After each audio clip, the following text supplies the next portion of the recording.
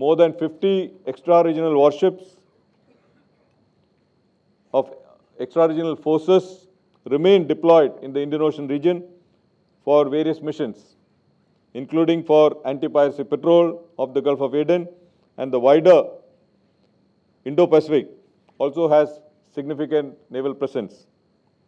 So owing to the increased presence of multinational forces and differing interpretations of international laws, there is this fear that the region's global commons can change into contested seas.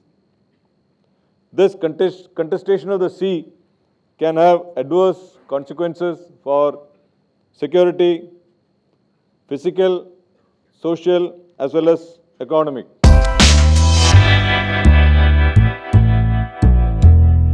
Admiral Karambir Singh, Chairman, NMF, senior delegates from friendly foreign countries, our Chief of Personnel, flag officers, distinguished dignitaries, officers, sailors,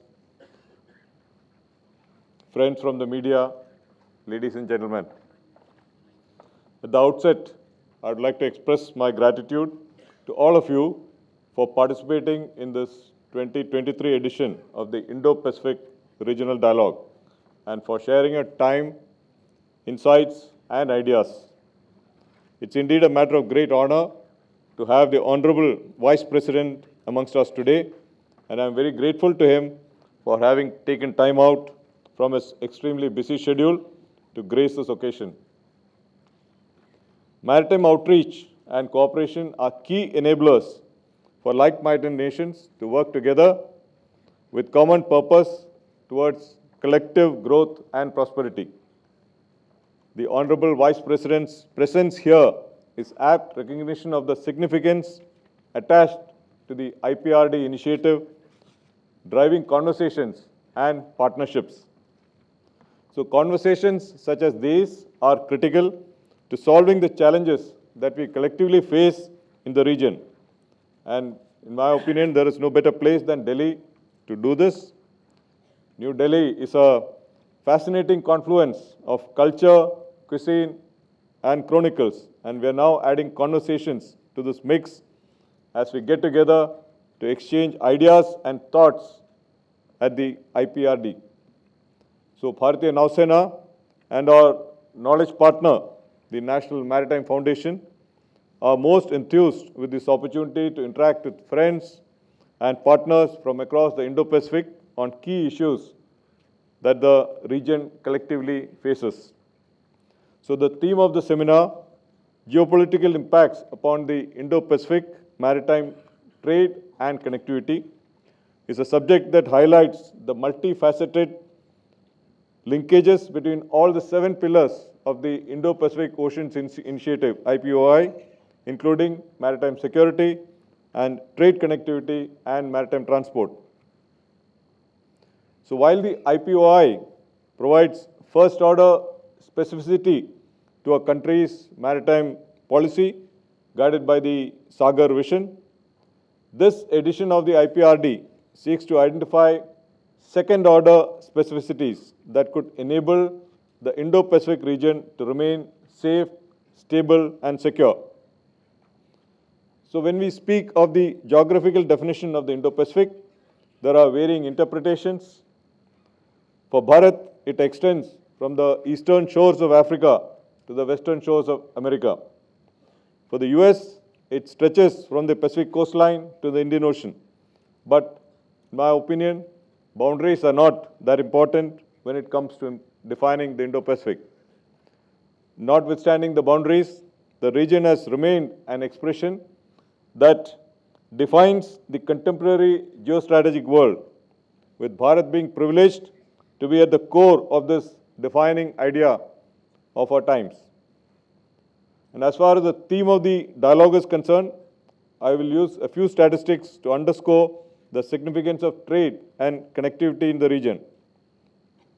Indo-Pacific has some of the world's most important lanes, with the trade passing through choke points such as the Lombok, Sunda, Malacca, Dondra Head, Gulf of Aden, Hormuz, etc.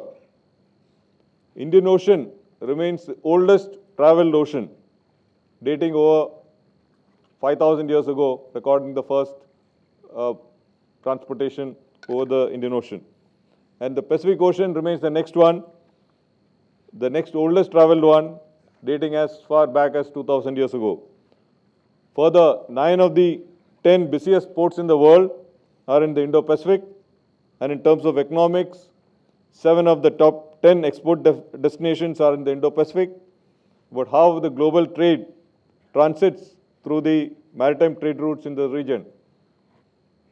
Not just trade, this region is also the world's most biodiverse area, with about 3,000 species of shallow marine fish, about 1/3 of the global share. The Indo-Malay Philippines archipelago is believed to host maximum quantum of the world's marine biodiversity. So it is owing to these natural and human resources, along with its unique maritime geography, that the region has and will continue to drive global growth and prosperity. Additionally, this region, being the most militarized in the world, further exacerbates the probability of ongoing competition becoming a conflict. More than 50 extra-regional warships of extra-regional forces remain deployed in the Indian Ocean region for various missions, including for anti-piracy patrol of the Gulf of Aden, and the wider Indo-Pacific also has significant naval presence. So owing to the increased presence of multinational forces and differing interpretations of international laws, there is this fear that the region's global commons can change into contested seas. This contestation of the sea can have adverse consequences for security, physical, social, as well as economic. And to put things in perspective, I will cite 2 recent incidents during which trade and connectivity at sea was hampered. First, the blockage of the Suez Canal by MV Ever Given in 2021. Though it was not an outcome of a military contestation or conflict, it was an accident or a navigational incident. This incident is a stark reminder of how economic security could be threatened by a small incident. The Suez Canal, 193-kilometer long, reduces the travel distance between Europe and Asia by nearly 6,500 kilometers. And it caters for 12% of the global trade, allows transit of over 1 million barrels of oil every day, and contributes to 2% of Egypt's GDP. So this incident, which lasted a mere 6 days, resulted in about 450 ships waiting to transit the canal, and an estimated economic loss of $60 billion to the global economy, which is more than the individual GDPs of approximately 120 countries. So while the numbers may seem huge, what was even more worrying was the fact that a prolonged blockage could have led to shortages of finished goods across Europe, spikes in sea freight due to lesser container availability, all this resulting in global economic and social insecurity. And that brings me to the second incident, the disruption of Black Sea shipping lanes during the ongoing conflict in Europe. This conflict has disturbed the grain exports from Russia and Ukraine, which together provide 30% wheat, 75% sunflower oil, and 20% maize of the world's supply. So this sparked global panic, particularly in North Africa and the Middle East, which rely on grain imports from the region. So the World Food Programme stated that the food security in the region has grown increasingly precarious, with 9 countries under moderate or high risk of serious hunger. So, ladies and gentlemen, this is what a disruption, leave apart a complete blockade, could cause to the world and to the world economy. So, but while these fissures will continue to exist, the seas will remain a common binder for all of us to work together. So as the saying goes, the seas unite, they don't divide, and there is a natural tendency for nations to engage and collaborate in the maritime domain. Yet, matters maritime do not assure global consensus. The vastness and open nature of the oceans present concurrent challenges and opportunities. So opportunities straddle multiple sectors like trade, energy, fisheries, mineral extraction, and so on. And simply, the challenges are also spread across an expansive spectrum. And many of these manifest as threats which are transnational and thus simultaneously affect all of us. They are called problems without passports. There are no borders, they cross over, and they present the same dilemma to all of us.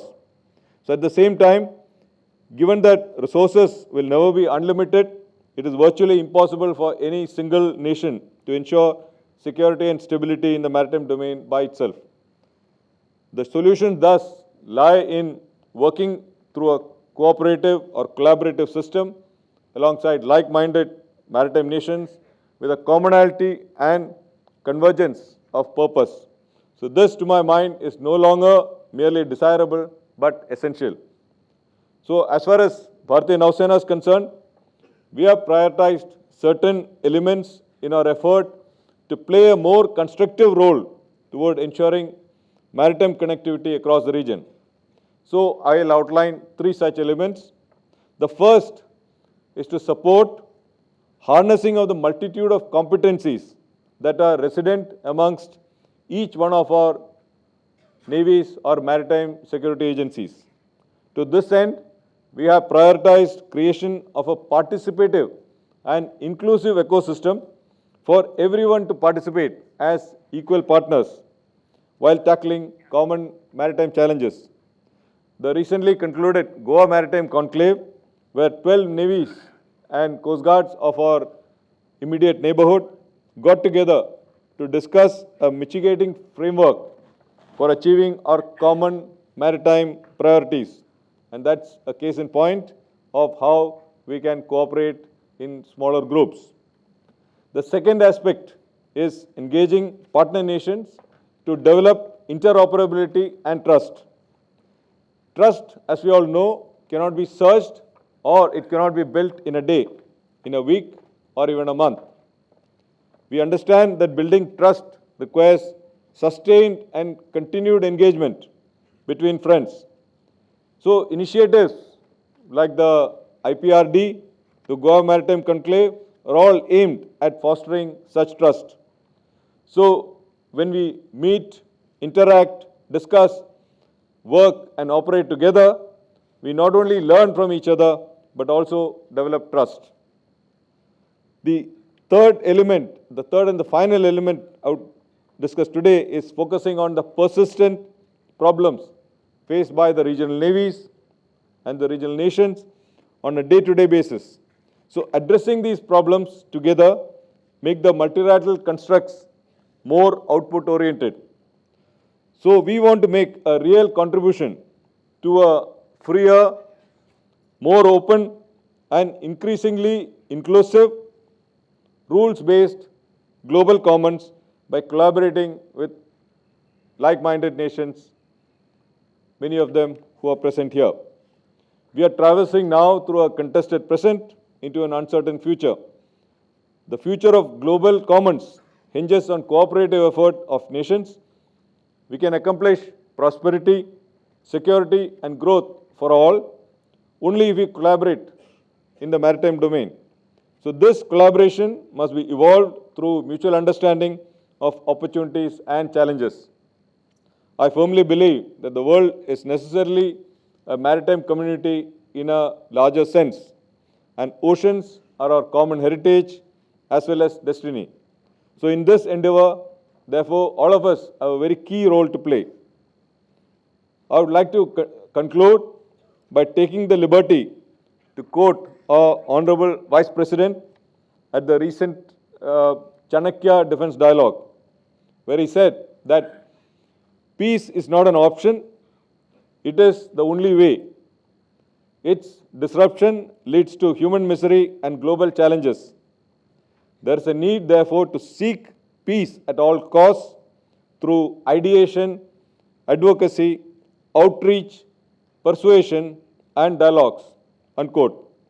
So this quote also aptly summarizes the spirit of IPRD 2023. So I thank the National Maritime Foundation for organizing this dialogue and the Ministry of Defence for their support in this endeavour. I thank the Honourable Vice President once again for taking time off to grace this occasion. I am sure that the seminar will be of immense value to all participants and audience alike and will provide avenues for furthering maritime cooperation. So thank you all for your time. Jai Bharat.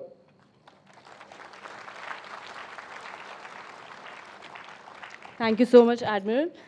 Ladies and gentlemen, we are delighted that the Honorable Vice President has consented to release the book titled Building Partnership, India and International Cooperation for Maritime Security, authored by Captain Himadri Das. May I request the author of the book, Captain Himadri Das, to please join us on stage.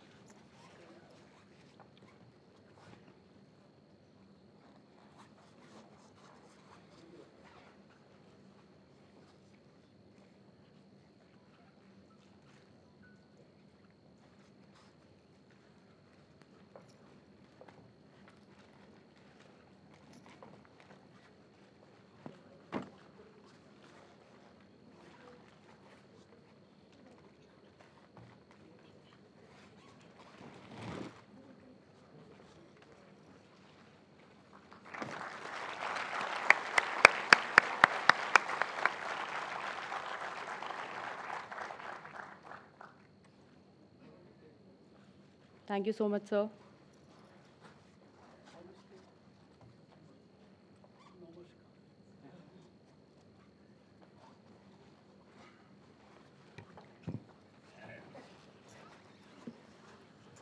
Thank you, sir.